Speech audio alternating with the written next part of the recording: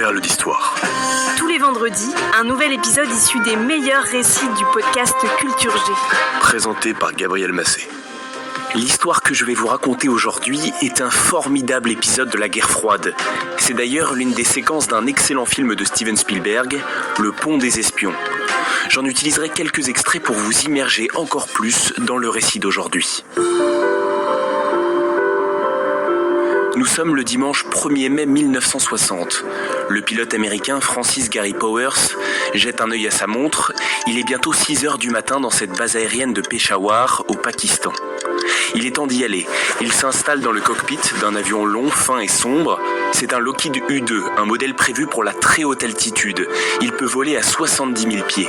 Ça fait 21 300 mètres, 2 fois plus haut qu'un avion de ligne. Pour la CIA, cet avion est idéal pour filmer les bases militaires soviétiques sans se faire repérer. À cette époque, nous sommes pendant la guerre froide, les avions soviétiques, les MiG, ne dépassent pas 58 000 pieds, ce qui tient l'U-2 hors de leur portée. La mission du jour de Gary Powers n'a pas de caractère exceptionnel. Elle ne présente pas de risque particulier. 6h26, décollage.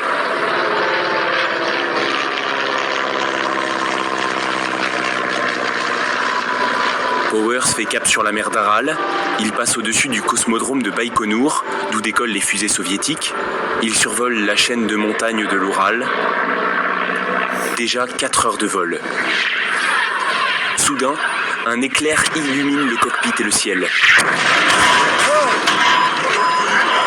Ce sont des missiles sol-air. L'avion est touché. Il perd de la puissance. Il est maintenant en chute libre. Gary Powers essaye de déclencher son siège éjectable. Impossible, il a été abîmé par l'explosion. L'espion américain sait qu'il doit détruire l'appareil pour qu'il ne tombe pas entre les mains des Russes. Alors qu'il s'apprête à actionner le dispositif de destruction, le cockpit au-dessus de sa tête se décroche et il se retrouve projeté à l'extérieur, sans avoir pu réduire en miettes cet avion qui vrille maintenant vers le sol russe. Là, il déclenche son parachute. Il n'est pas seul, il y a un autre parachute. Les soviétiques avaient tenté d'abord de l'intercepter en envoyant des avions de chasse. Ceux-ci n'arrivant pas à monter à sa hauteur, les soviétiques ont décidé de tirer des missiles sol-air et l'un des chasseurs MiG a été lui aussi touché. Le président a annoncé qu'un avion météorologique de la NASA a disparu il y a 4 jours au nord de la frontière turque. L'agence spatiale craint que son pilote ait péri dans l'accident.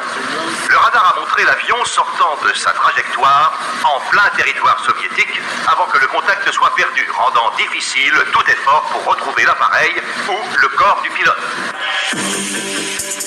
Un avion météorologique, un accident.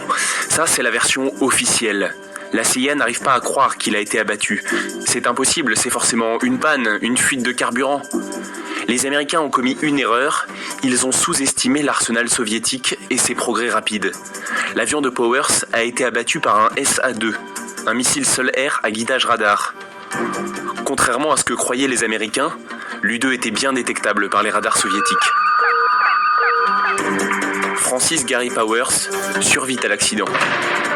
Il est arrêté et emmené à la Lubyanka, la plus célèbre prison de Moscou. L'avion U-2, jusqu'alors top secret, est exhibé devant les médias.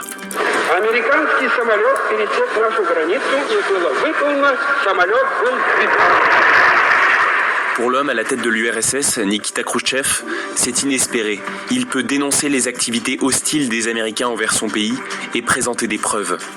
Le 7 mai, devant le Soviet suprême, il s'exclame « Nous avons des morceaux de l'avion, nous avons le pilote, il est vivant, il est à Moscou !» Pour Powers, c'est l'heure de l'interrogatoire. Là, il raconte n'importe quoi.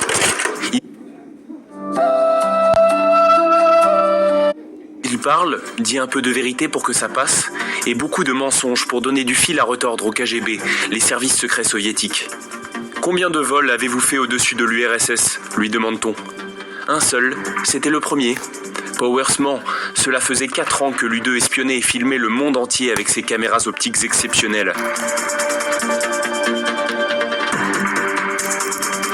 Francis Gary Powers est jugé à Moscou.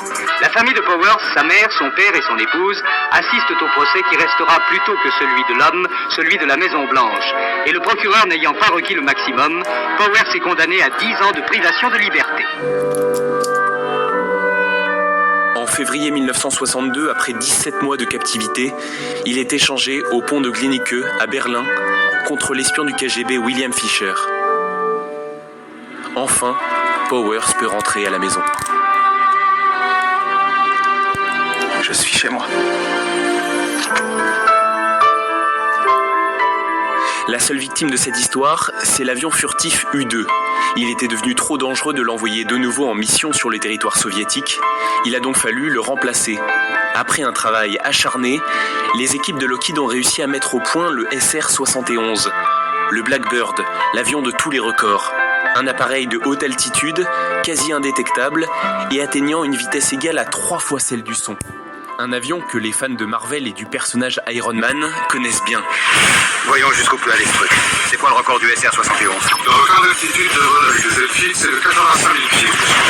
Les records sont faits pour être battus. Allez! C'est aussi, dans une version un peu modifiée, le vaisseau des X-Men.